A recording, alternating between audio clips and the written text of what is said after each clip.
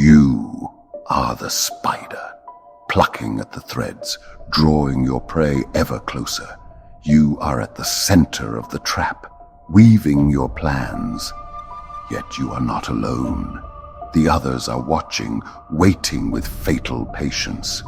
They will take your place when the time is ripe, as the carved bone dice of chaos decides. For a conspiracy is made of many connections, of which you are but one, and all know that it takes an entire web to catch the fly, a living creation of mortal design and intent. A masterwork of sculpted flesh and decanted blood, fashioned by hidden hands in secret places. More than a mere killer, a culmination of dangerous research and apocalyptic aspirations of the finest minds driven into feverish inspiration. A predator that stalks the top of the chain, a beautiful beast that hunts the hunters.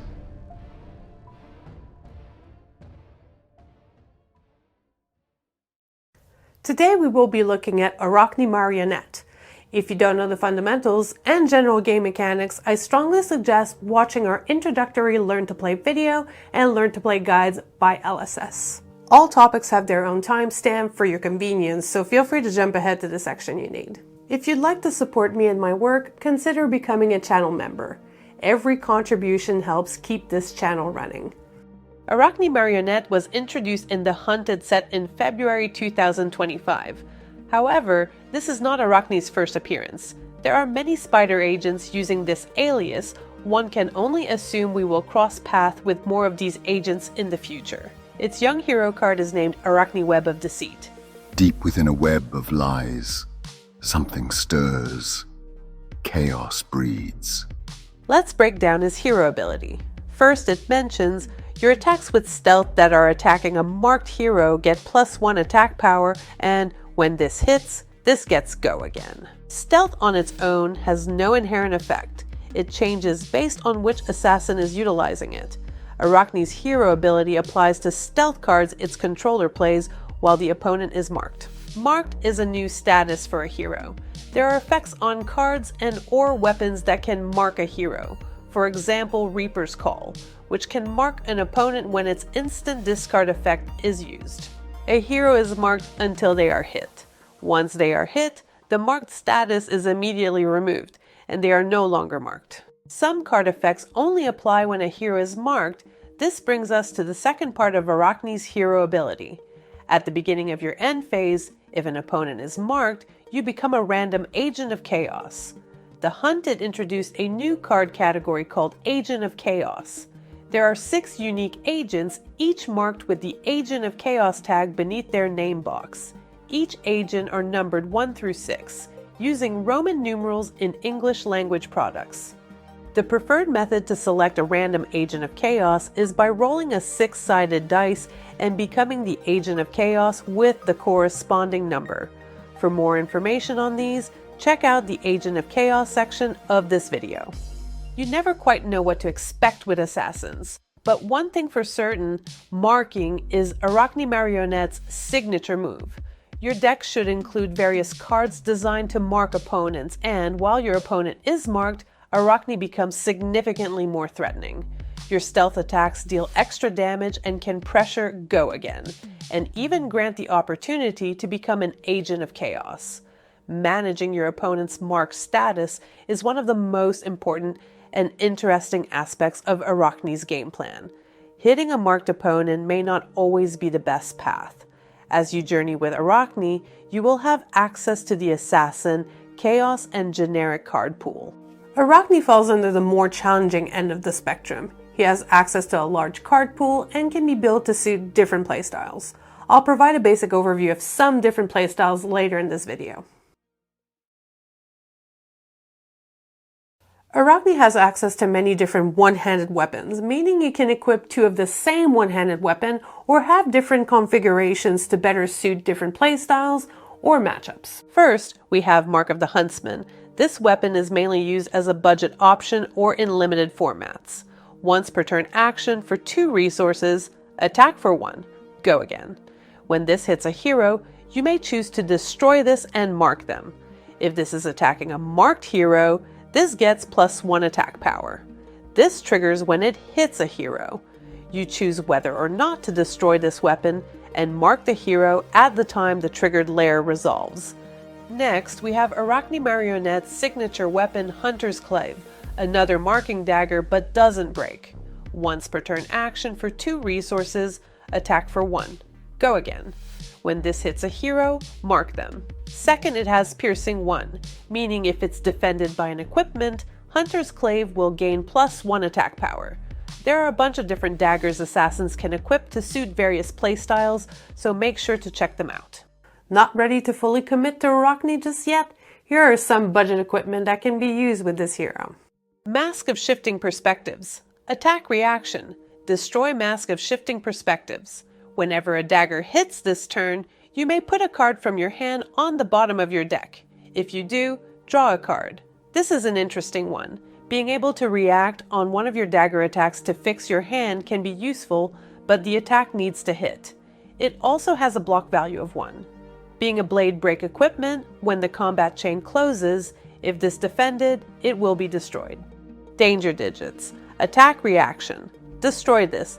Target dagger you control that isn't on the active chain link deals 1 damage to the defending hero. If damage is dealt this way, the dagger has hit. Destroy the dagger. Some cards have a similar effect that is referred to as flicking. Flicking effects typically take a variation of danger digits wording. More examples later. Quick note on this equipment. The attack reaction is a targeted effect. The target dagger must be under your control and not on the active chain link for this equipment to be activated successfully. Starting Point and an old favorite, Snapdragon Scalers are a great attack reaction equipment that can enable go-wide strategies. And lastly, we have the Leapfrog and Red Alert equipment suite. Leapfrog says, when an opponent plays or activates an attack reaction, you may add this to the active chain link as a defending card. And the Red Alert equipment suite says, if an attack reaction has been played or activated this chain link, this gets +1 defense. Both are decent options against warriors and other assassins. As seen on its hero card, there is a triggered ability that allows Arakni to transform into a random agent of chaos. These are a set of 6 Chaos Assassin demi-hero cards, each with unique abilities. However, they all share a common effect that reverts Arakni back to their original form at the end of the turn. When Arakni becomes a random agent of chaos, all of Arakni's properties are replaced by those of the chosen agent, except for your life total, which remains unchanged. While in this form, new hero abilities are gained, including an end-of-turn triggered ability that returns you to Arakni. This is mentioned on all 6 agents of chaos as seen here. At the beginning of your end phase, return to the Brood. It is important to note that agents of chaos are not tokens. They do not start in your deck, but since this version of Arakni has the ability to become an agent of chaos, you must have all 6 unique Agent of Chaos cards. For further information on the Agents of Chaos, visit Rules Reprise number 24, The Hunted Limited, link in the description. Agent of Chaos number 1 is Arakni Black Widow. Once per turn attack reaction, discard an assassin card. Target assassin attack gets +3 attack power. If it has stealth, it gets, when this hits a hero, they banish a card from their hand. Hand disruption is incredibly effective, especially against aggressive heroes who rarely block. Agent number 2 is Arakni Funnel Web. This one is similar to Black Widow's attack reaction. The only difference is the on-hit effect. If the buffed stealth attack hits a hero, they banish a card in their arsenal. The third Agent of Chaos is Arakni Orb Weaver. Graphene Chelicera costs you 1 resource less to activate. Once per turn instant, discard an assassin card. Equip a Graphene Chelicera token. Your next attack with stealth this turn gets +3 attack power. Graphene Chelicera is a token dagger that has stealth and once per turn action. For 1 resource, attack. When this attacks a marked hero, the attack gets go again. Note that this cannot be equipped at the start of the game. It must be generated through a card effect, while having an open weapon slot for equipping. What's special about this dagger? It has stealth, making it compatible with many Agent of Chaos abilities and Arakni Marionette itself. Agent number 4 is Arakni Redback. This Agent of Chaos is similar to both Black Widow and Funnel Web, but its attack reaction does not require to hit. Discard an assassin card, target assassin attack gets +3 attack power. If it has stealth, it gets go again. The 5th agent is Arakni Tarantula. Whenever a dagger you own hits a hero, they lose 1 life. Once per turn attack reaction, discard an assassin card. Target dagger attack gets +3 attack power. This is a perfect example of what makes the assassin class so fun to play. Making your opponent commit extra cards on a 1 attack power dagger in the event that you may or may not activate this reaction is incredibly satisfying. This triggers each time your dagger hits a hero, either hitting with a dagger attack during the damage step or through effects that result in the dagger hitting. And 6th and last Agent of Chaos is Arakni Trapdoor. When you become this, you may search your deck for a card, banish it face down, then shuffle. If it's a trap, you may play it until the start of your next turn. Trap cards are defense reaction cards that interact with other game pieces when they trigger. I will go over some traps in the defense reaction section of this video. If you choose to search your deck, you must select a card and banish it face down. You cannot intentionally fail the search, as the effect does not specify any properties of the card to be chosen from the search.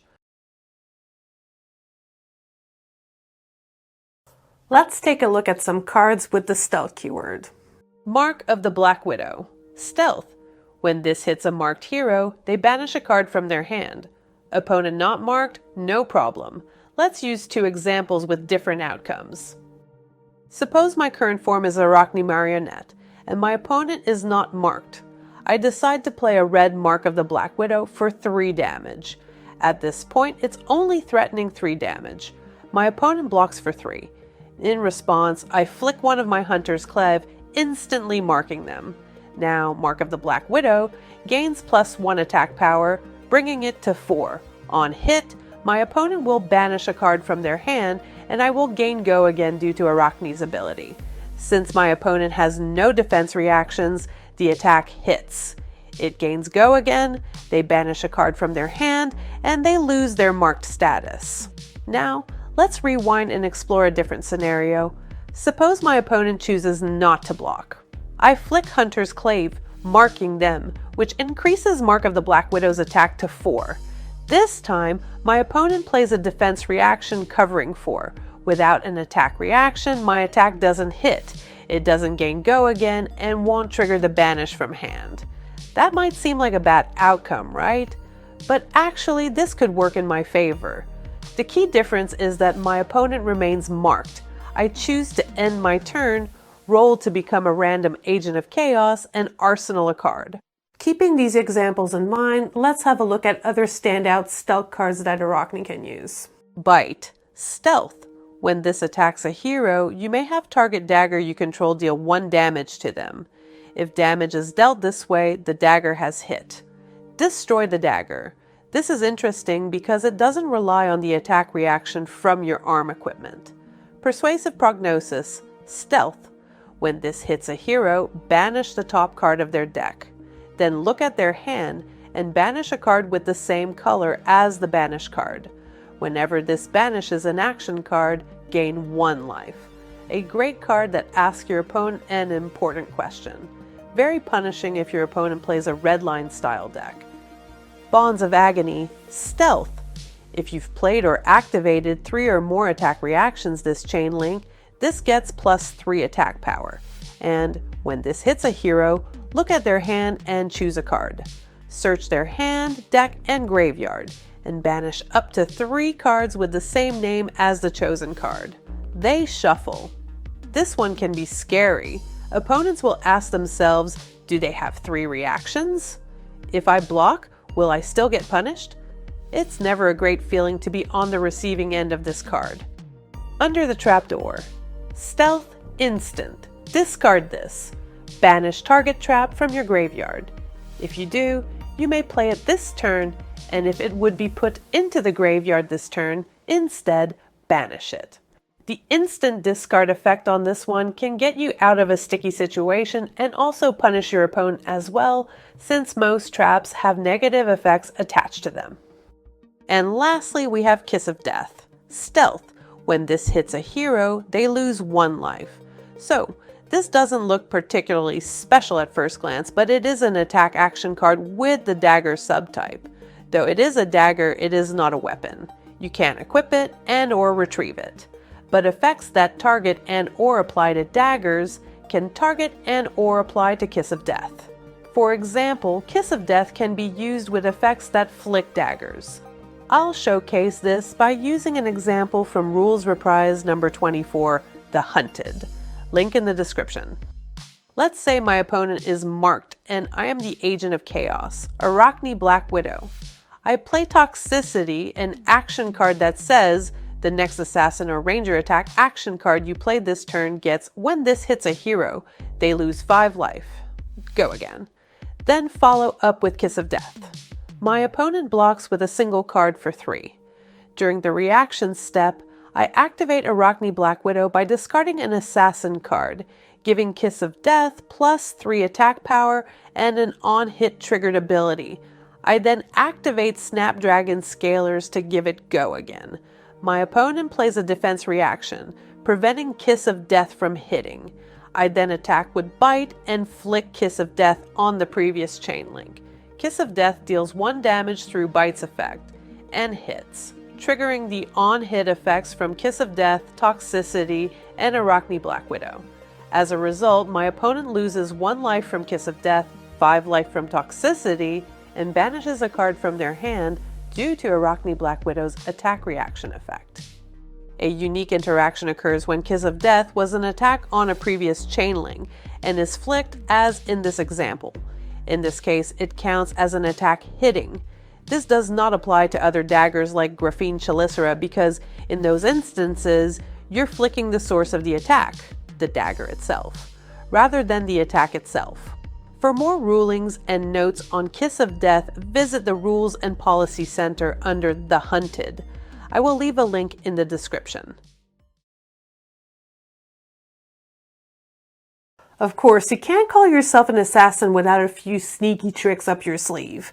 Attack reactions play a crucial role in Arakni's strategy. Let's explore a few that synergizes well with stealth cards.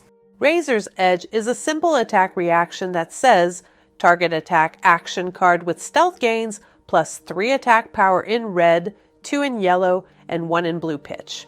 Stains of the Red back is similar to Razor's Edge but offers an added bonus. If the defending hero is marked, this costs 1 resource less to play.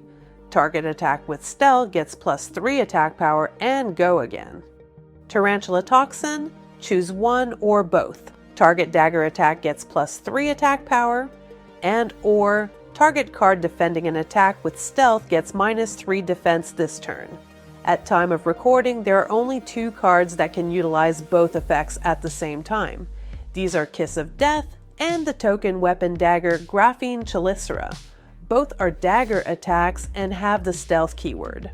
Note the wording of Tarantula Toxin doesn't specify weapon and attack action, making both ideal targets for this attack reaction. Take up the Mantle. Target attack action card with stealth gets plus 2 attack power.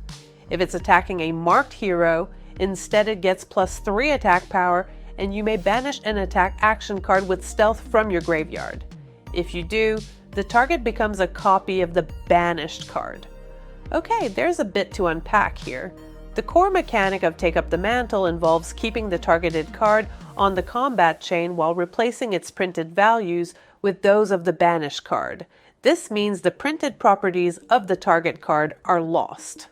For example, assuming my opponent is marked, I play a blue Infect, and as an attack reaction, I play Take Up the Mantle. Infect gains plus 3. Then I choose my stealth card from graveyard, and it's a red Mark of the Black Widow. Infect's properties are now replaced with Mark of the Black Widow's printed properties. This includes its name, color, power, defense, effects, and printed abilities. It's important to note, On play and or on attack triggers of the banished card will not trigger. This is because it already passed the point in combat that would trigger them. Take Up the Mantle is played in the reaction step. Finally, any effects that were applied to the card beforehand will still persist, even if its values change. This means that cards like Toxicity and Take Up the Mantle's own effects and gain triggered abilities will continue to affect the attack after it changes. For this example, I am starting my turn as Arakni's regular form and attack my opponent with a blue infect. This is coming for 2 since they are marked. During the reaction step, I play and resolve Razor's Edge. Infect is now up to 5 attack power. I then play and resolve Take Up the Mantle, banishing a red Mark of the Black Widow. Infect becomes a copy of Mark of the Black Widow and now has 10 attack power and go again. 3 base power plus 1 from the opponent being marked, plus 3 from Razor's Edge, and plus 3 from Take Up the Mantle. It also gains the triggered ability of Mark of the Black Widow, making my opponent banish a card from hand if it hits. There are a plethora of fantastic reactions Arakni can use. Be sure to give them a try. Assassin has access to both attack and defense reactions, and no one is better at setting traps than Arakni. Let's kick this off with Blood Rot, Frailty, and Inertia Trap. If an opponent steps on and activates one, it will generate negative effect token auras under their control.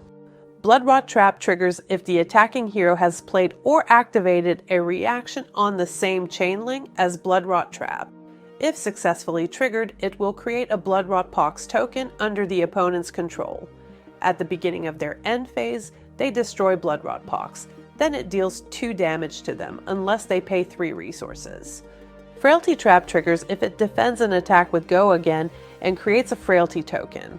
This makes their weapon attacks and attack action cards from Arsenal have -1 attack power until the end of their turn.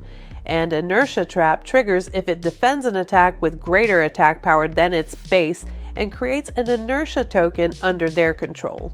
At the beginning of their end phase, they destroy Inertia, then put all cards from their hand and arsenal on the bottom of their deck. A few quick notes on these 3 negative effect token auras. These trigger and resolves in the end phase. There is no priority and it cannot be responded to. If there are 2 or more effects that trigger in the end phase, the turn player decides the order that those layers resolve. For example, if my opponent control a Blood Rot Pox and Inertia, they can choose to pay the Blood Rot Pox before the Inertia trigger. The last 2 I'll mention are Lair of the Spider and Den of the Spider. They are similar to Frailty and Inertia Trap, but instead of generating a negative token aura, they mark the attacking hero. Important note, you can still defend with these traps without them triggering. They will defend for 3 in the reaction step, but will not trigger any negative effects under the opponent's control. Next, let's have a look at some notable contract cards.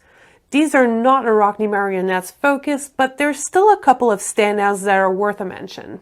Contract is a keyword that was introduced in the Dynasty set on Assassin class cards.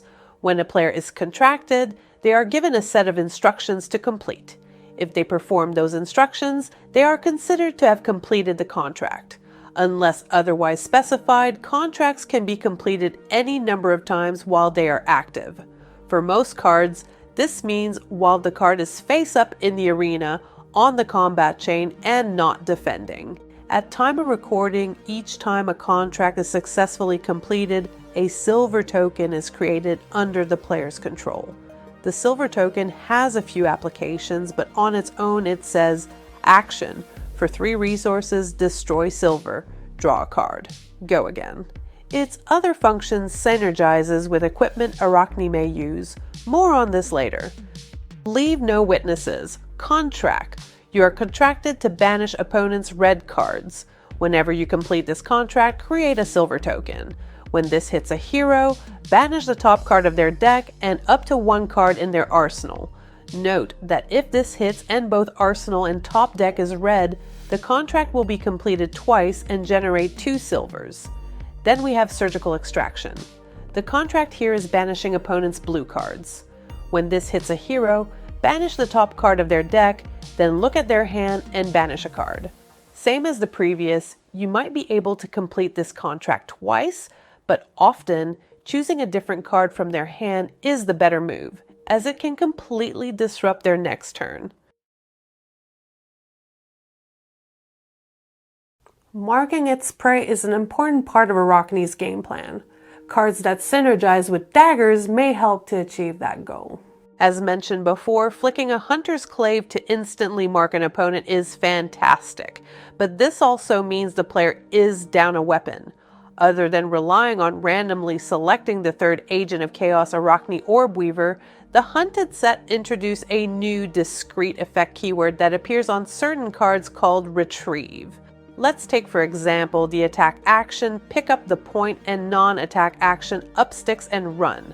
Both includes you may retrieve a dagger from your graveyard. Pay 1 resource to equip it. When resolving a retrieve effect, you must have an appropriate empty zone with no equipment attached. You can pay the resource when the effect is generated, provided you can successfully equip. Pick Up the Point and Up Sticks and Run are available in all pitch colors. Its attack power and pump effect will be reduced by 1 for yellow and 2 in blue. Let's have a look at other dagger synergy cards. Orb Weaver Spinneret. Equip a Graphene Chelicera token. Your next attack with stealth this turn gets +3 attack power. Go again. Same as the retrieve mechanic, you must have an empty weapon zone to equip a Graphene Chelicera token. Savor Bloodshed. Your next dagger attack this turn gets +4 attack power. The next time you hit a marked hero with a dagger this turn, draw a card. Go again. Drawing a card is a powerful effect, but keep in mind that it only triggers if your opponent is marked and then hit by a dagger while marked. Kiss of Death synergizes quite well with this card. Then lastly, we have Pain in the Backside. When this hits a hero, target dagger you control deals 1 damage to them. If damage is dealt this way, the dagger has hit. Go again. It may seem unassuming, but what sets this apart is its wording. Pain in the Backside does not destroy the daggers flicked this way. Codexes warrant their own section, with one standing out notably stronger than the others. These are Codex of Inertia, Blood Rot, and Frailty. These are Assassin and Ranger dual class action cards.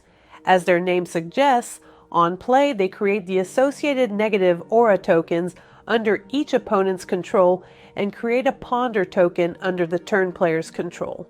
The ponder token says, at the beginning of your end phase, destroy ponder and draw a card. I'll provide a visual example of each of these. The first codex is Inertia. Not very popular, but still interesting. Each hero puts the top card of their deck face down into their arsenal. Each hero that does discards a card. It has Go Again. This effect is not optional and includes all player including the turn player. If a player has at least 1 card in their deck and an empty arsenal zone, they must put a card from their deck in their arsenal. You can play this card and have no cards in hand. If you are instructed to discard and you have no cards in hand, you simply don't discard. The main issue with this codex is the uncertainty of which card will be placed in your arsenal when played. This could completely brick your turn, making the generated ponder token useless. The Ranger class might find value in it, as they have ways to know what is on top of their deck. Assassins need to approach this card a little differently. Suppose my opponent has 1 card in hand and no arsenal, while I have a card in my arsenal and Codex of Inertia in hand. I play Codex of Inertia, creating a ponder for myself and Inertia token for my opponent. Since I already have a card in my arsenal, the effect doesn't trigger. However, my opponent must do so, putting the top card of their deck into their arsenal and will need to discard their last card from hand. Now, let's say my arsenal card is Leave No Witnesses, and I play it. With my opponent out of cards, and assuming they can't block with equipment and didn't draw a defense reaction from the top of their deck, the attack will hit. On hit, they banish the top card of their deck and their arsenal. If either or both banished cards are red, I create a silver token for each successful contract. Beginning of my end phase, the ponder breaks. I draw a card, place it in arsenal, and draw back to my hero's intellect. Alternatively, it might be best not to attack, especially if your opponent is marked. If they can't use the card in their arsenal, they'll lose it at the end of their turn due to the inertia token. The optimal choice will always depend on the specific situation. The next codex is Blood Rot. Each hero puts a card from their hand face down into their arsenal. Create a Ponder token under your control and a Blood Rot Pox token under each opponent's control. Go again. My opponent has one card left in hand and no arsenal, while I have Leave No Witnesses in my arsenal and Codex of Blood Rot in hand. Note, this would still work if I had Leave No Witnesses in hand. I play Codex of Blood Rot, creating a Ponder for myself and a Blood Rot Pox token for my opponent. Since I already have a card in my arsenal, the effect doesn't trigger. My opponent, on the other hand, must place their card from hand in arsenal. I'll play Leave No Witnesses. Same scenario as before, assuming it hits, they banish the top card of their deck and their arsenal. Again, if any of the banished cards are red, I create a silver token for each. Beginning of my end phase, the ponder breaks. I draw a card, place it in arsenal, and draw back to my hero's intellect. This one can potentially present lethal late game, especially if my opponent has no way to pay the resource cost to prevent the damage caused by the Blood Rot Pox. And last but certainly not least, we have Codex of Frailty. Each hero puts an attack action card from their graveyard face down into their arsenal. Each hero that does discards a card. Create a Ponder token under your control and a Frailty token under each opponent's control. Go again. For this example, my opponent has 2 cards left in hand and no arsenal, while I have Codex of Frailty in hand and no arsenal. I play Codex of Frailty, creating a Ponder for myself and Frailty token for my opponent. Since I have no cards in arsenal, I will choose a card in my graveyard, and you guessed it, I'll be fetching Leave No Witnesses and place it in my arsenal. Since I have no cards left in hand, I don't need to discard. My opponent searches for a card and places it in arsenal, then discards one of their 2 cards from hand. Then, I'll play Leave No Witnesses. My opponent can try to block this attack if they can. This is sometimes better if they wish to keep the arsenal target for a later turn. They opt to block with a card and equipment and prevents the hit. You know the drill. Beginning of my end phase, the ponder breaks, I draw a card, place it in arsenal, and draw back to my hero's intellect. All heroes have specific specialization cards that can only be played in their respective hero deck. At time of recording, for Arakni, we have Regicide, Coercive Tendency, and Mask of Deceit. Regicide. When this hits a royal hero, they lose the game. When the combat chain closes, you lose the game. Regicide can be defended by cards with the same name as cards in the defending hero's banished zone. Okay, so this card is pretty wild for sure, hence why it has the legendary distinction, meaning you can only have one in your deck. First, what is a royal hero? At time of recording, only 3 heroes are royal. These are Fang, Syndra, and Emperor Drakai of Aesir.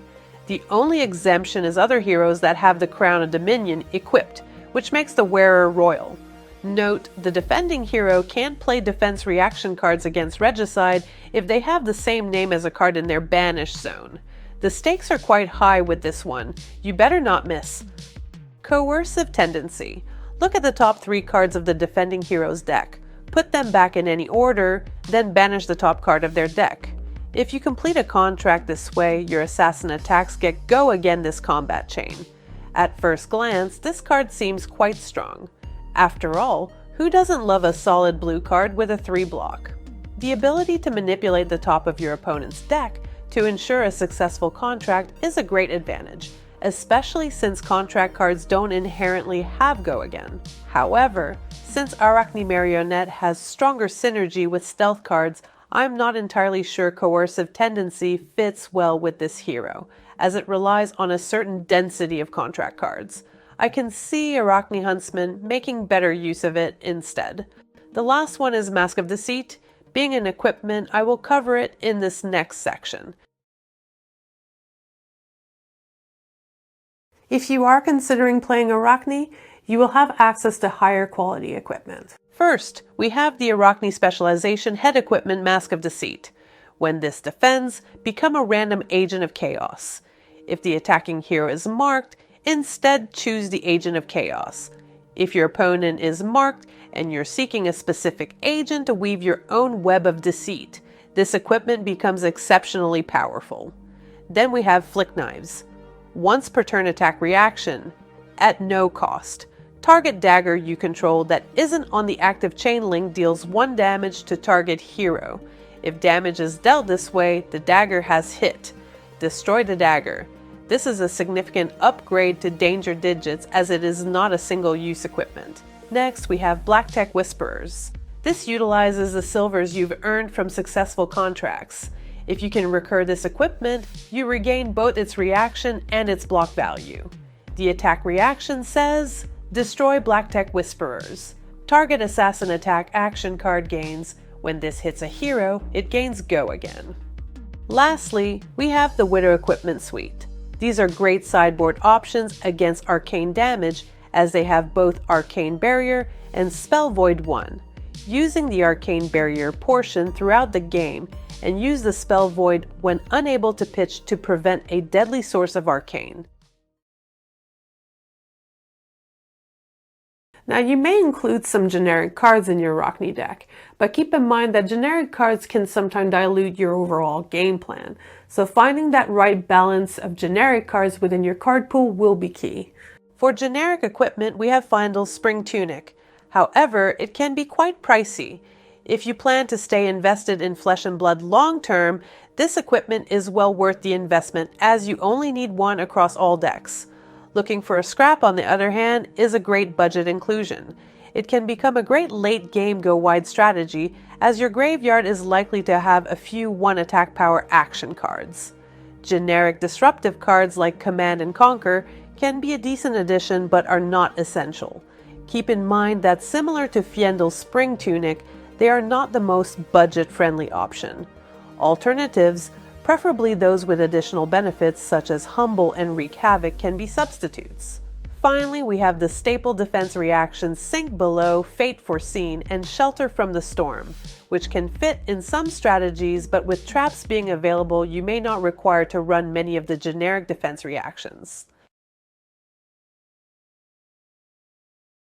The Assassin card pool complements a variety of playstyles, but it's important to note its hero ability focuses on stealth.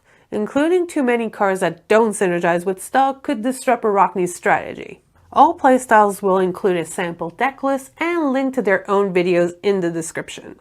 Just a quick note, at time of recording, Arakni Marionette is a recent addition to the hero pool, and deck lists and playstyles are not quite refined, but these should give you a good starting point. Typically, Redline decks equals aggressive. In this instance, it's not entirely correct. This version can trade damage efficiently due to its high density of 3 blocks and disruptive defense reactions such as Inertia Trap and Lair of the Spider, while still sending disruption every turn. For example, Art of Desire Body and Mark of the Black Widow. These become even better when your opponent is marked and paired with attack reactions such as Stains of the Redback and Take Up the Mantle. In this playstyle, you are looking at very few blues. About 6 to 8, 12 to 16 attack reactions, 6 to 9 defense reactions, and a good mix of disruptive stealth cards. Like the name says, this playstyle relies heavily on marking your opponent with your daggers. It offers aggressive go-wide turns with cards like Pain in the Backside and Pick Up the Point. Other cards that can buff your dagger or lets you equip and or retrieve them are essential for this playstyle. These include Savor Bloodshed, Orb Weaver Spinneret, Up Sticks and Run, and once again Pick Up the Point. With this version, you can leverage high damage outputs to build a lead, then ultimately shut down your opponent with Disruption when they try to claw back. In this playstyle, you're looking at a higher blue count to pay for dagger attacks, about 16 to 18, 6 to 9 retrieve cards, 10 to 12 attack reactions, and a good mix of disruptive stealth cards. This playstyle does not rely much on defense reactions, as it can significantly slow down its main game plan. Alright, you're all set to give Arakni Marionette a go. For a quick refresher, check out download Arakni on the Fab TCG website, link in the description. If you like this video, make sure to give us a like, share, and subscribe. This was Jackie for the Fab Workshop. See you next time, and thanks for watching.